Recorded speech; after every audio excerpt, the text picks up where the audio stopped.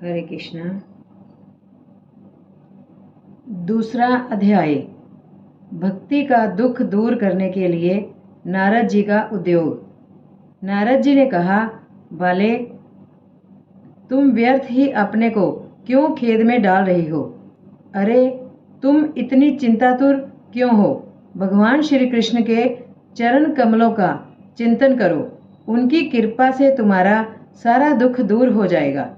जिन्होंने कौरवों के अत्याचार से द्रौपदी की रक्षा की थी और गोप सुंदरियों को सनाथ किया था, वे श्री कृष्ण कहीं चले थोड़े ही गए हैं।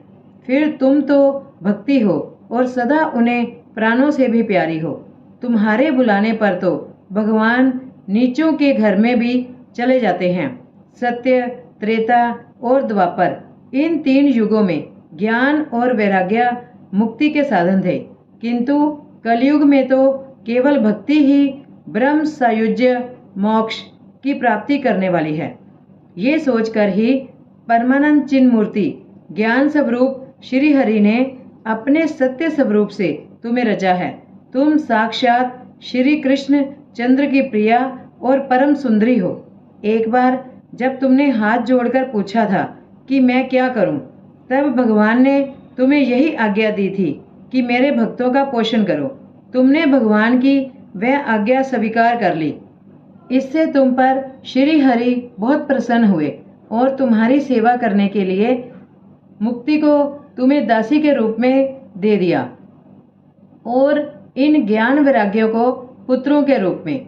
तुम अपने साक्षात स्वरूप से वैकुंठ धाम में ही भक्तों का पोषण करती हो।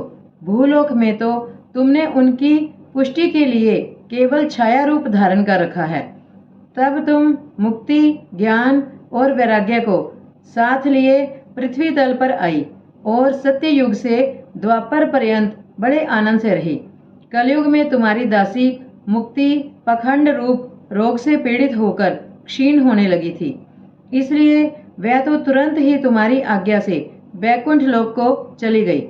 इस लोक में भी तुम्हारे स्मरण करने से ही वह आती है और फिर चली जाती है, किंतु इन ज्ञान वैराग्य को तुमने पुत्र मानकर अपने पास ही रख छोड़ा है। फिर भी कलयुग में इनकी उपेक्षा होने के कारण तुम्हारे ये पुत्र उदासहीन और वृद्ध हो गए हैं। फिर भी तुम चिंता ना करो, मैं इनके नव जीवन का उपाय सोचता हूँ।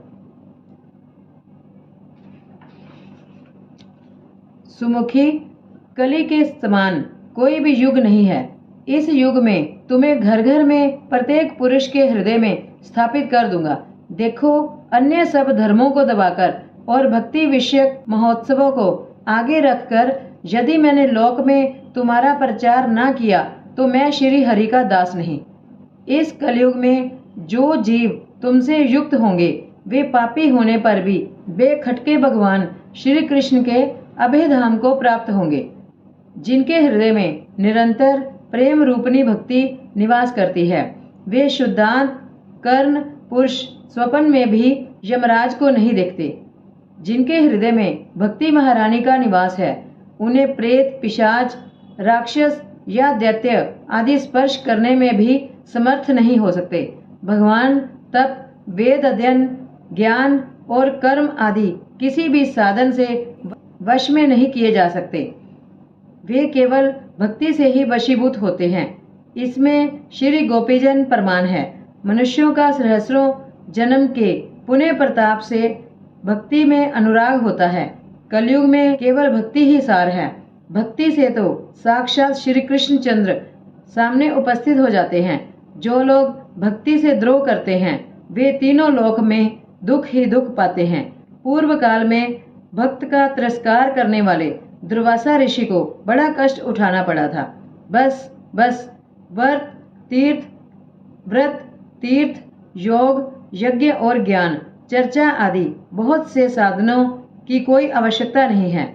एकमात्र भक्ति ही मुक्ति देने वाली है। हरे कृष्णा।